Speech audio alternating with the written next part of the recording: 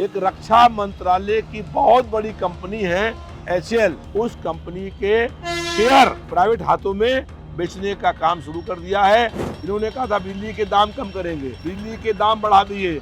हम ऐलान कर रहे हैं कि इंडिया की सरकार बनेगी तो लखनऊ में गरीब को बिजली फ्री मिलने का काम होगा। आपने समाजवादी पार्टी की टोपी लगा रखी है, आपकी गाड़ी पे समाजवादी पार्टी का झंडा है और वो कहते हैं कि जिस गाड़ी में सपा का झंडा समझो बैठो उसमें गुंडा। जिस NDA का फुल फॉर्म है नक्सली दंगाई अलायंस, और इन जन संघर्षों में 250 बार हम जेल गए हैं।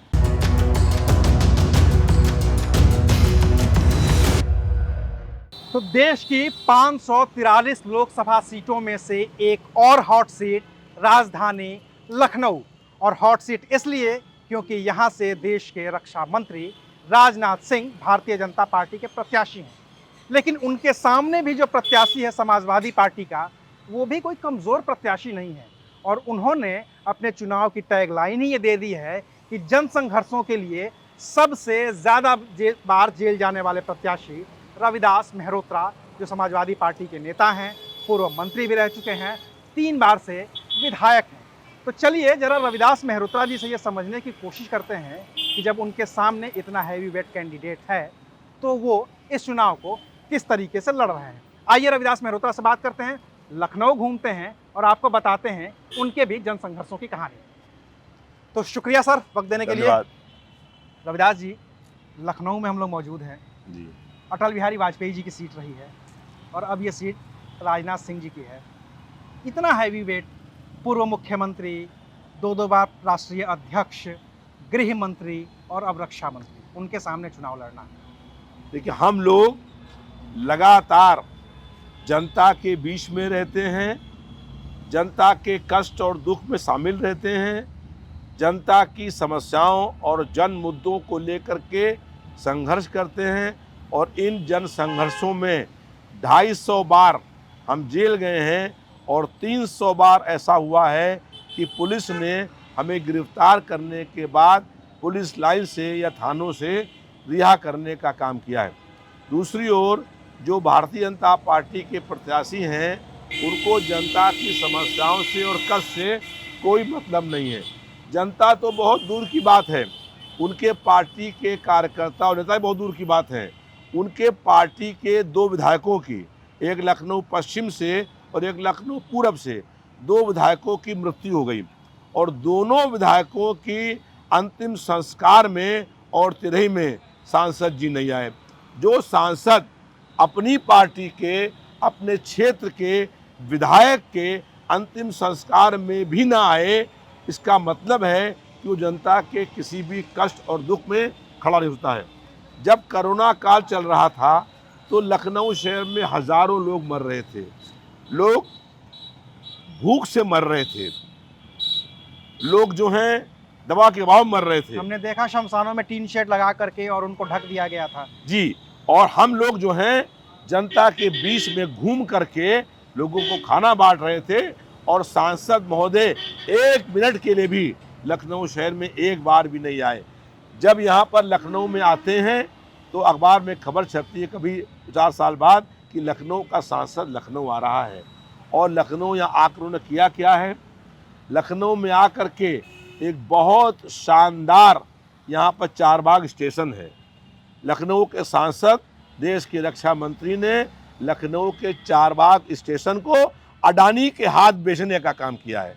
लखनऊ में एक बहुत शानदार एयरपोर्ट बना, उस एयरपोर्ट को लखनऊ के सांसद, रक्षा मंत्री ने अडानी के हाथ बेचने का काम किया। एक रक्षा मंत्रालय की बहुत बड़ी कंपनी है HAL, जो जहाज बनाने का काम करती है। जहाज बनाने वाली वो कंपनी 20,000 करोड़ रुपए के लाभांश में चल रही है। उस कंपनी के शेयर प्राइवेट हाथों में बेचने का काम शुरू कर दिया है, और 28% शेयर बिक गए हैं, और चुनाव के बाद अगर वो मंत्री रहे हो गए तो सब बेच देंगे। तो भारतीय जनता पार्टी ने देश की संपत्ति को, जो संपत्ति जनता की होती है, उसको बेचने का काम किया है। चूँकि रविदास जी, आपकी जो मैं जब आपका चुनाव प्रचार देख रहा हूँ राजधानी लखनऊ में, तो ये दिख रहा है कि एक गाना बज रहा है और उसमें बार बार ये बताया जा रहा है कि जन संघर्षों के प्रतीक हैं और सबसे ज़्यादा बार जेल जाने का रिकॉर्ड बना चुके हैं। Limca book of world record में आपका नाम दर्ज है। ये कैसे कहानी शुरू हुई थी आपकी ये जेल जाने वाली? आज से लगभग 49 साल पहले संपूर्ण क्रांति का आंदोलन चला और संपूर्ण क्रांति के आंदोलन के बाद देश में आपातकाल लग गया और हम 20 महीने लगातार आपातकाल के अंदर बंद रहे।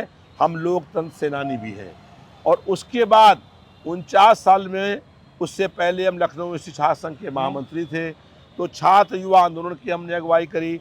उसके बाद 89 में हम यहाँ से विधायक हुए थे और हमने तत्कालीन जो गृह मंत्री थी उनको चुनाव हराने का काम किया था।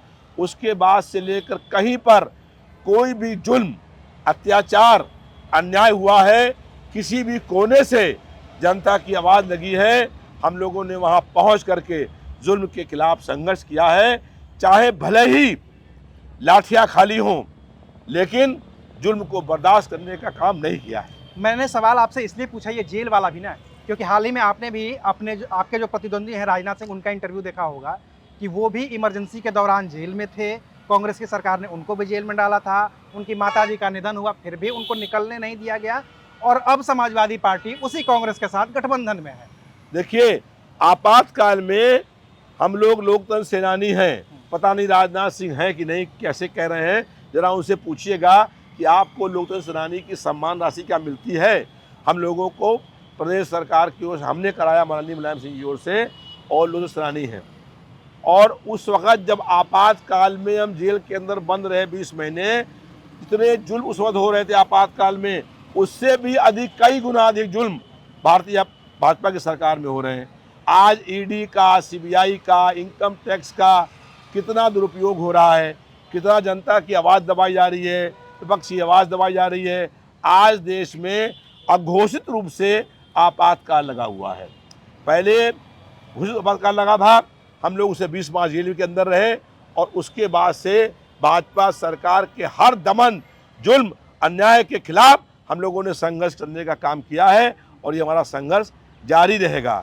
अगर वो लोकतंत्र सेनानी है, कहते हैं कि आपातकाल के अंदर बंद रहे, हमने भारत सरकार से ये मांग करी कि लोकतंत्र सेनानियों को सम्मान राशि में 1 रुपया दे दीजिए, और रक्षा मंत्री के पास कई लोग मिले गए और रक्षा मंत्री को तब याद नहीं आई कि लोकतंत्र सेनानी भी हम हैं। उन्होंने, भारत सरकार ने 1 रुपया भी सम्मान राशि बढ़ाने का काम नहीं किया। लोकतंत्र सेनानियों को सम्मान देने का काम किया परम आदरणीय माननीय मुलायम सिंह जी ने, फिर किया अखिलेश यादव जी ने। भाजपा के राजनाथ सिंह ने कुछ भी करने का काम नहीं किया है। उन्होंने एक काम किया है कि अग्निवीर योजना के अंतर्गत जो सेना में सैनिक भर्ती हुए हैं उनको 4 साल के बाद रिटायर करने का काम किया है। हम जनसंपर्क कर रहे थे, एक नौजवान निकल करके आया, उसने कहा मैं 25 साल का नौजवान हूँ, मैं सेना पर रक्षा कर रहा था और मेरा रिटायरमेंट हो गया है, मेरा बाप नौकरी में है और हम रिटायरमेंट हो गए हैं। 80 साल के लगभग रक्षा मंत्री जो होने वाले हैं वो देश के रक्षा मंत्री हैं और हम 25 साल के नौजवान रिटायरमेंट कर दिए गए हैं। ये रक्षा नीति है और ये राजनाथ सिंह का कार्य है। तो रविदास जी, हम लोग चूँकि लखनऊ में हैं और राजधानी है, जिक्र तो करना ही पड़ेगा ना कि समाजवादी पार्टी की सरकार ने क्या किया और फिर 2 बार से भारतीय जनता पार्टी की सरकार है, उन्होंने क्या किया और फिर कितना विकास हुआ लखनऊ का। यहाँ लखनऊ शहर में जो कुछ भी कार्य हुआ है वो कार्य हम लोगों ने करने का काम किया है। यहाँ पर आपको मेट्रो दिखाई पड़ रही है, रेलवे एयरपोर्ट से लेकर के और मुंशी पुलिया तक ये एयरपोर्ट बनने का काम हुआ। और सपा की सरकार में मेट्रो बनी, लेकिन यहाँ पर सांसद जो थे लखनऊ के, रक्षा मंत्री भी हैं, 1 इंच भी यहाँ पर मेट्रो बढ़ने का काम उन्होंने नहीं कराया। हमारी सरकार बनेगी इंडिया गठबंधन की और चुनाव जीतने के बाद हुसैनगंज से लेकर के पूरे पुराने लखनऊ में मेट्रो अंडरग्राउंड बनेगी और यहाँ पर हुसैन चौक पर मिलने का काम उसका होगा। हम लोगों ने यहाँ पर जो है लखनऊ शहर के अंदर गोमती नदी बहुत अधिक गंदी थी, उसको साफ कराया, हजारों ट्रक मलबा निकला और गोमती इतनी साफ हो गई कि हम लोगों ने वहीं पर गोमती का पानी पी करके गिलास भरा और उस पानी को पिया, बहुत निर्मल साफ पानी हो गया था। आज पी लेंगे। आज इतनी गंदी गोमती हो गई है कि पीना तो बहुत दूर की बात है, हम तो वो लोग नहाने को भी वहाँ तैयार नहीं है। और इसी गोमती का पानी पूरा शहर पी रहा है। और लेकिन सांसद महोदय के पास जो है लखनऊ की जनता की ना कोई कष्ट है, ना कोई उनको समस्याओं को हल करने का काम करना है। यहाँ पर कोई भी काम उन्होंने करने का काम नहीं किया है, नदी तक को साफ करने का काम नहीं किया है। हम लोगों ने एक मांग करी थी कि जो आगरा एक्सप्रेस हाईवे बना है, उस आगरा एक्सप्रेस हाईवे को पूर्वांचल एक्सप्रेस हाईवे जोड़ दिया जाए। वो काम तक भाजपा की सरकार ये नहीं तो कर मैं भी व्यक्तिगत तौर पे चाहता हूँ भाई, वो देसवर चौराहा से लेके वहां तक जो जाम लगता है ना, हाँ। बड़ा मुश्किल काम है वो इसीलिए तो। हम लोगों ने मांग करी, और हमारी सरकार बनेगी तो हम आपके चैनल पर जनता को विश्वास दिला रहे हैं कि सरकार बनने के तत्काल बाद जो है ये काम शुरू होगा और आगरा एक्सप्रेस हाईवे को पूर्वांचल एक्सप्रेस हाईवे से हम जुड़वाने का काम करेंगे। अच्छा, चूंकि लखनऊ में कांग्रेस, लखनऊ क्या पूरे देश में ही कांग्रेस और समाजवादी पार्टी उत्तर प्रदेश में मिलकर चुनाव लड़ रहे हैं, इंडी गठबंधन है। बार बार विपक्ष की ओर से या हम जैसे लोगों की ओर से भी एक ही सवाल आता है कि आपने 1989 में जब आप विधायक बने थे जनता दल से, तो जनता दल की पूरी राजनीति ही कांग्रेस के विरोध में शुरू हुई थी। आखिर ऐसी क्या मजबूरी आ गई समाजवादी पार्टी की कि उसे उसी पार्टी के साथ खड़े होना पड़ा जिसके विरोध में वो पूरा शुरू आज भारतीय जनता पार्टी की सरकार ने देश, संविधान और लोकतंत्र पर हमला कर दिया है। आज जो है संविधान खतरे में है, लोकतंत्र खतरे में है, और लगातार भाजपा के नेता राष्ट्रीय संपत्ति को बेचने का काम कर रहे हैं। लाल किला बेच दिया, बैंक बेच दिए, यूपी का एक बैंक था इलाहाबाद बैंक, उसको बेच दिया, LIC बेच दी, रेलवे बेच दिया, चारबाग का स्टेशन बेच दिया राजनाथ सिंह ने, एयरपोर्ट बेच दिया राजनाथ सिंह ने, लखनऊ का शानदार एयरपोर्ट, एयरलाइंस बेच दी, और सब कुछ बेचने की तैयारी है। यानी कि आसमान से लेकर के और पाताल का कोयला, यानी कि जहाज से लेकर के कोयला तक भाजपा सरकार ने बेच दिया। दमन, जुल्म और अन्याय लगातार हो रहा है। इसलिए आज जो है 33 विपक्षी पार्टियों ने मिल करके गठबंधन बनाया है। ये पार्टी का विलय नहीं है, ये गठबंधन बना है कि भाजपा सरकार को हटाना है। समाजवादी पार्टी अपनी जगह काम कर रही है, पहले जो दल मिले हैं तो दल बन गया था, अब जो है ये गठबंधन हुआ है। भारतीय जनता पार्टी भी गठबंधन है। इस बार लड़ाई इंडिया की NDA से हो रही है, जिस NDA का फुल फॉर्म है नक्सली दंगाई अलायंस। इसलिए नक्सली दंगाई अलायंस को हराने के लिए 33 विपक्षी पार्टियां एक होकर के इंडिया गठबंधन के नाम से चुनाव लड़ने का काम कर रही हैं। लेकिन देश के प्रधानमंत्री को इंडिया बोलना भी नहीं आता है, वो इंडी कहने का काम वो कह रहे हैं कि इंडी नहीं, वो तो घमंडिया गठबंधन है। देखिए, NDA का जो गठबंधन है इसमें सब नक्सलाई और दंगाई अलायंस है। इन लोगों ने देश को बेचने का काम किया है और अब इनको जनता माफ़ नहीं करने वाली है। ये कह रहे हैं कि कांग्रेस पार्टी सरकार बनेगी तो महिलाओं के मंगलसूत्र बेच दी जाएंगे। जिस आदमी ने अपनी खुद पत्नी का मंगलसूत्र छीन लिया हो, वो आज मंगलसूत्र की बात कर रहा है। अच्छा की यहाँ देश के अंदर कोरोना काल चला, कोरोना काल में 20 लाख लोगों की मौतें हो गई, उनमें से कम 12-13 लाख आदमी होंगे। तो उन्होंने जो है भाजपा की सरकार ने 12-13 लाख उन कोरोना काल में आदमी मरे, उनका मंगलसूत्र छीन लिया। देश में जो कोरोना काल से 20 लाख लोगों की मौतें हुई थी, उन सब मौतों की दोषी भाजपा की सरकार थी। हम लोगों ने पहले मांग किया कि इंटरनेशनल एयरपोर्ट पर लॉकडाउन कर दीजिए, लेकिन इंटरनेशनल एयरपोर्ट पर लॉकडाउन नहीं किया गया और कोरोना फैल गया।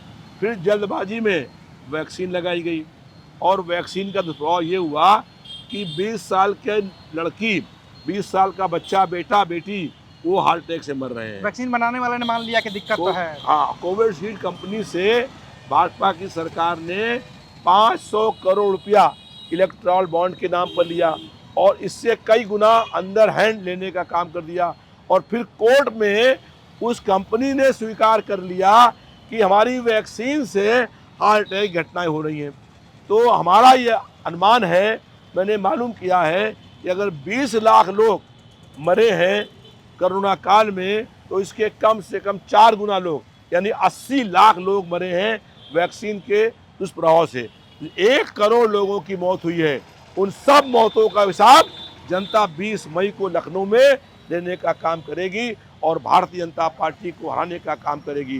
भाजपा की सरकार ने कहा था 10 साल पहले कि हम महंगाई कम करेंगे, लेकिन महंगाई कम नहीं हुई, महंगाई से हाहाकार मचा हुआ है।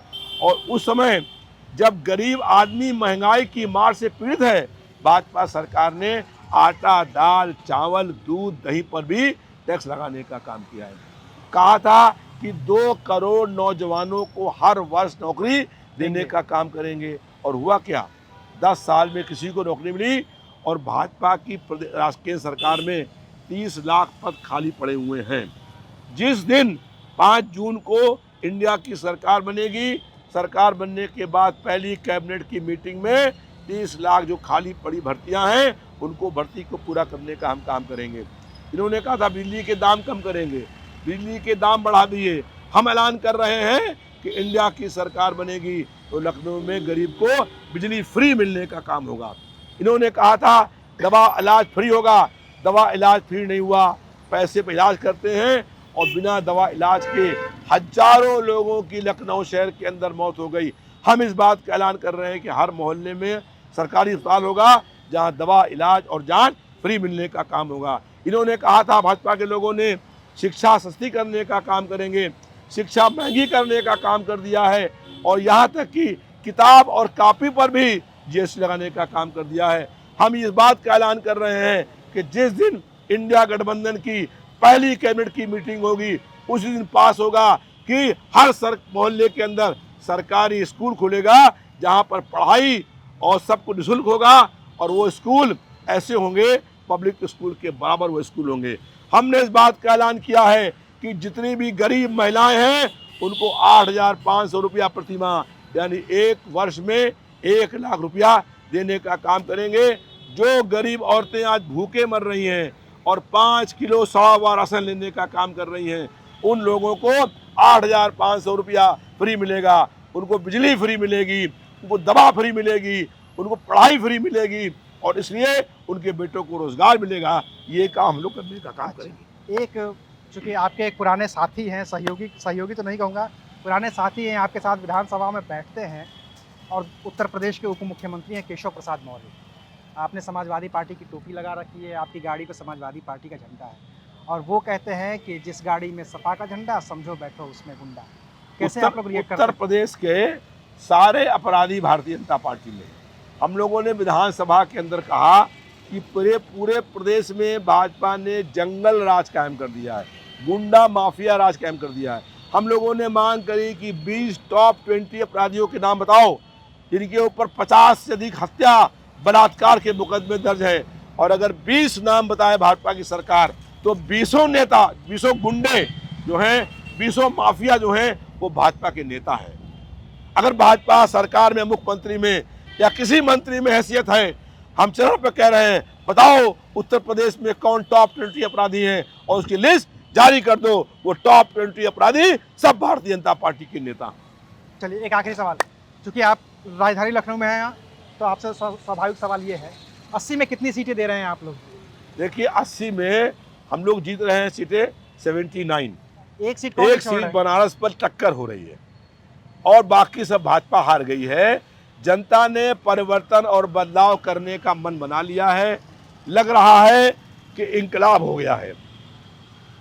जो जनता परेशान है महंगाई से, बेरोजगारी से, जब भाजपा की सरकार की गलत नीतियों से, नफरत फैलाने से, भाई से भाई को लड़ाने में जो भाजपा की नीतियां हैं, उसके खिलाफ जनता ने विद्रोह कर दिया है और पूरे प्रदेश और देश में इंकलाब हो गया है और बदलाव होना तय हो गया है।